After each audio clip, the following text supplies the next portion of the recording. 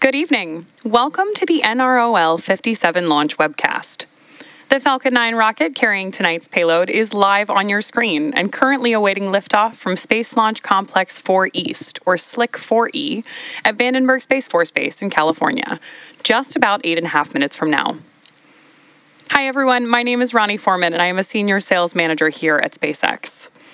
Tonight's mission carries a national security payload designed, built, and operated by the National Reconnaissance Office, or NRO.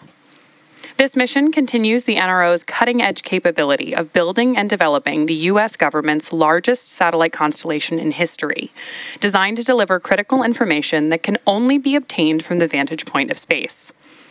Both the range and vehicle are currently green, and we are on track for an on-time liftoff today at 11:49 p.m. Pacific. As a note, we will not be showing any Stage 2 or payload deployment views at the request of our customer this evening, but there is still a lot to cover for tonight's launch. So for now, let's meet our Falcon 9 rocket. Hello everyone, my name is Amanda Years and I'm a ground systems engineer here at SpaceX. This coming Monday is the anniversary of SpaceX's first launch ever, Falcon 1 Flight 1, which lifted off from Amalek Island on March 24th, 2006. While it did not complete its mission, SpaceX has come a long way since then. Falcon 1 made its final flight in 2009 before it was retired, but it paved the way for our trusty Falcon 9 rocket, which has completed 447 missions to date. Falcon 9, which you can see on your screen, is a two-stage rocket developed and manufactured by SpaceX and known for its safe, reliable, and cost-effective access to space. It is also the first orbital class rocket capable of reflight. Engine chill has started. Good call out there for engine chill. Now, this first stage booster is performing its fourth flight supporting this mission. Together, Falcon 9 and Falcon Heavy have completed more than 450 launches and over 380 reflights. Today, this first stage booster will be attempting to return to Earth and land at Landing Zone 4 at Vandenberg Space Force Base. Rapid reusability of this kind drastically reduces launch costs, helps increase launch frequency, and enables a wide array of new government, commercial, and scientific opportunities in space. Lowering the cost of access to space is helping us take... Stage 1 RP1 load is complete. Good call out there for Stage 1 RP1 load. Lowering this cost of access to space is a major part in taking humanity's next steps into the solar system, whether low Earth orbit, geosynchronous orbit, interplanetary, or even deep space. Now, when costs are lower, government and commercial customers can launch more missions, which helps accelerate development. This also helps commercial satellite and private research customers afford to launch more projects to space, which helps stimulate innovation in turn here on Earth. Missions like SpaceX's Transporter and Bandwagon rideshare programs help make access to space even more affordable by sharing the cost of a single launch across many customers. So all of this is to say, reusability is the key innovation that is making space more accessible for the industry as a whole. Now back to tonight's mission. Both the weather and vehicle continue to look good for an on-time liftoff. Let's talk about what to expect in the lead-up. Coming up shortly, the Transporter Erector, or the TE, will retract away from the Falcon rocket. The TE is the large truss structure that you see just to the right of Falcon 9 on your screen. The first stage is connected to a launch mount at the base of the TE, but the TE is hinged and will retract about 2 degrees. By pressing for strong back retract. There's confirmation from Mission Control that we're pressurizing the tanks on Falcon 9 in preparation for that retraction we were just talking about. Now again, the TE is going to pull away just about 2 degrees away from Falcon 9 in preparation for liftoff, and that will begin by opening up the clamp arms around the base of the fairing. So hopefully we'll have a view of that for you in just a couple of seconds. You may also hear the TE referred to as the strongback by our mission control team, and it does a lot of heavy lifting in the lead up to launch. The strongback is designed to transport, raise, and support Falcon 9 with the launch pad. There's confirmation that lowering has started, and we're getting a great view of those clamp arms opening up on your screen there. Falcon 9's payload fairing is about 17 feet in diameter, so just for a quick frame of reference, the fairing on your screen would house roughly an average size fire truck. The TE is equipped with umbilicals, or flexible lines, that are used to route the vehicle's fluids, power, and telemetry from the ground systems to the rocket and payload, until Falcon 9 switches to internal power and clears the launch pad. You can see the TE pulling away from Falcon there. And just at liftoff, we'll see it move back to a full 45-degree retraction to clear the way for Falcon 9's ascent.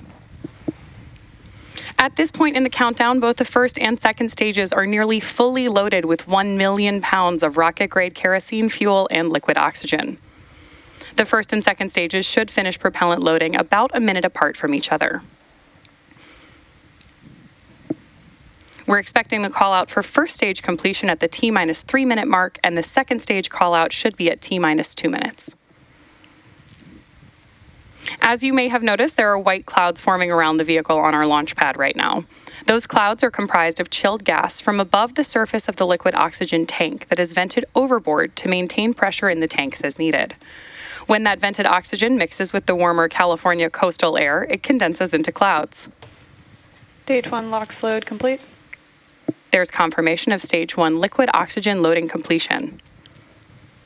Next up, we are standing by for the same call-out on board Stage 2. Then at T-60 seconds, Falcon 9 will be in startup. This means that the rocket's autonomous internal flight computers will take over the launch countdown. Then just inside of T-2 seconds, we will light the M1D engines for liftoff. At this time, the payload continues to be healthy, and the Falcon 9 team is tracking no issues on the rocket. Weather is still green, and the range is ready to support our T0 of 11:49 p.m. Pacific time. And with that great view, we are proceeding into the last few minutes of terminal count. Now, as our next major milestone, we're listening in for the call-out of second stage LOX loading completion.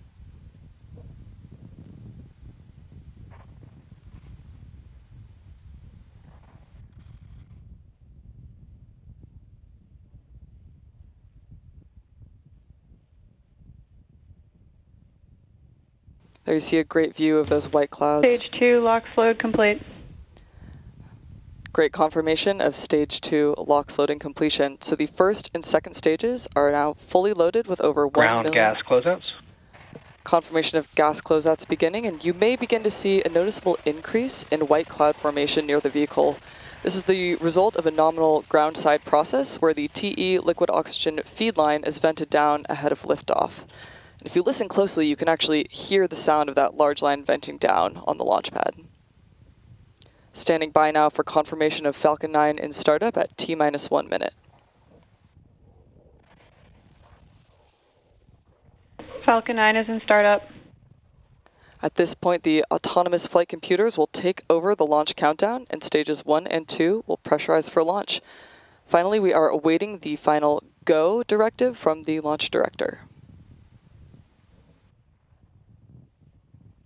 Launch director is go for launch. There you have it. At T-36 seconds, all systems are go for launch of Falcon 9. So let's sit back and listen in to the final countdown. 30 seconds.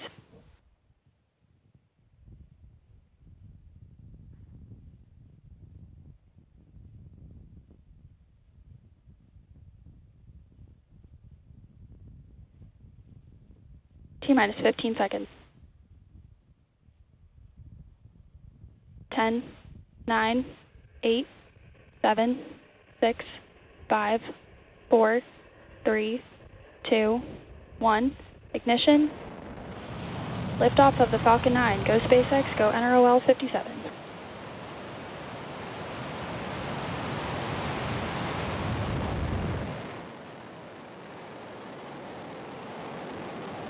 Vehicles pitching downrange.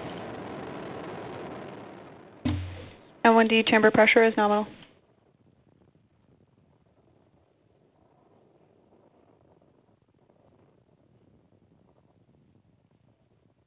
At T+30 seconds and counting, Falcon 9 has successfully lifted off from Slick 4E at Vandenberg Space Force Base in California. In case you're just joining us, these awesome ascent views are of the NROL-57 mission for the National Reconnaissance Office. And we had an on-time liftoff tonight at 11:49 p.m. and are getting good news for mission control that power and telemetry are looking good on board the vehicle. Falcon 9 is supersonic. And the Falcon 9 is now moving faster than the speed of sound. Coming up next, the vehicle will be passing through Max Q, which is the point in the mission profile. Max Q. Right on schedule. The vehicle has experienced the greatest amount of aerodynamic pressure that it will see on ascent. Now coming up next, we'll have several events happening in quick succession, starting with main engine cutoff, followed by stage separation, second engine start 1, and then our boost back burn. Main engine cutoff, or MECO for short, is where all 9 Merlin 1D engines shut down to slow the vehicle down in preparation for stage sep, when the first chill has started and second stages will separate from each other. We also heard that call out from Mission Control that we're chilling our second stage engine in preparation for startup. The MVAC engine on the second stage will light for the first time during second engine start 1, which we'll hear called out as SES1. This engine burn will last for several minutes and propel the second stage and the payload to their intended orbit.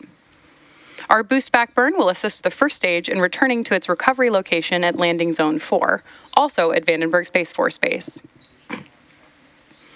In addition to these major events, the fairing halves will separate about 30 seconds after SES1. So keep an eye out for all of those events coming up here in just a couple of seconds. But as a reminder, we won't have... Main engine cutoff. Stage separation confirmed.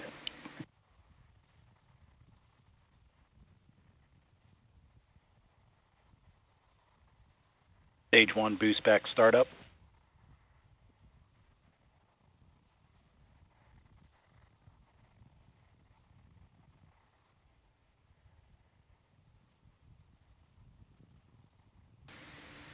We've had confirmation now of MECO, stage separation, and boost back burn startup, and are getting incredible views from our tracking camera right now. Now, as a reminder, we're not showing any views of the Falcon 9 second stage or payload today at the request of our customer. We are, however, standing by for that call out for fairing deployment. Fairing separation confirmed. Right on schedule. Both payload fairing halves supporting today's mission are flight proven. One half is flying for its 17th time and the other for its 4th.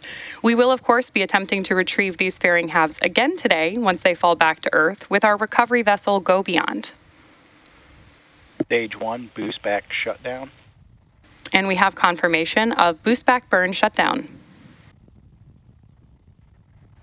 We are currently at T plus 3 minutes and 30 seconds into tonight's mission following a successful liftoff from Both Vandenberg vehicles Space. are following nominal trajectories. Good call out for trajectories. Our nominal liftoff time today was 11:49 p.m. Pacific time. And coming up in just a few minutes will be the entry burn of the Falcon 9 booster as it continues on its journey towards landing zone 4. This entry burn is the second of 3 burns that Falcon 9 will complete in its descent. Now, as a reminder, tonight's mission is a return to launch site recovery, which involves landing the first stage back at Vandenberg Space Force Base at landing zone 4, which is just a short distance from Space Launch Complex 4 East.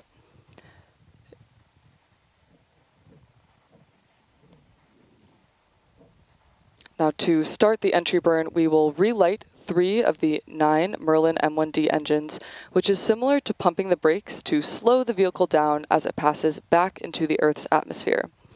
We need to slow the vehicle down to reduce re-entry forces, which then helps us recover and reuse the first stage. During this entry burn, Falcon 9 is decelerating by firing its Merlin engines, but it's still moving really fast. This causes the vehicle to fly through Merlin's exhaust gases, also known as the rocket's plume, which deposits a layer of soot on the vehicle's surface. That soot comes from the carbon-based fuel that Falcon 9 uses, and with each flight, that soot builds up a little more on the outside of the vehicle. Now, it's this layer of soot that gives Falcon 9 its flight-proven look. Reusability of this kind is key to lowering the cost of spaceflight, which enables more investments in critical space infrastructure. The Falcon 9 first stage supporting today's mission is performing this entry burn for the 4th time tonight. The payload fairings, as we mentioned, are also flight proven, with one half flying for its 17th time and the other for its 4th time. We should be hearing the call out shortly for entry burn in just about 15 seconds.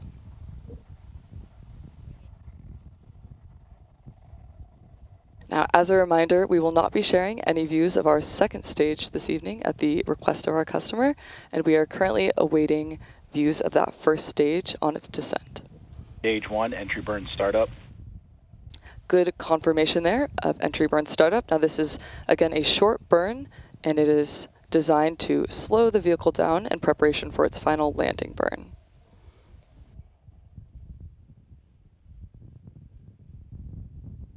Stage 1, entry burn shutdown.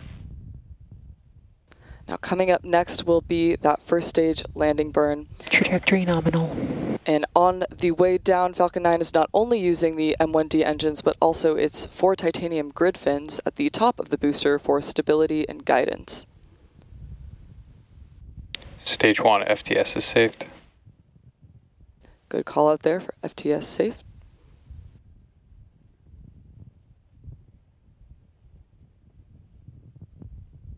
Now the Merlin M1D engines we've seen firing on that first stage are optimized for sea level performance, and Stage they 1, transonic. each achieve 190,000 pounds of thrust during ascent and descent. So to put that in perspective, Falcon 9 has a combined total thrust of more than 5 747 airplanes at full power.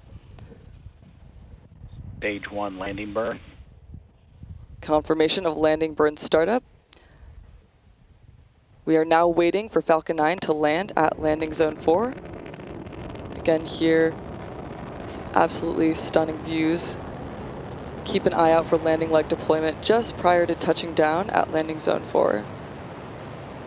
This is the final Stage 1, burn. landing leg deploy.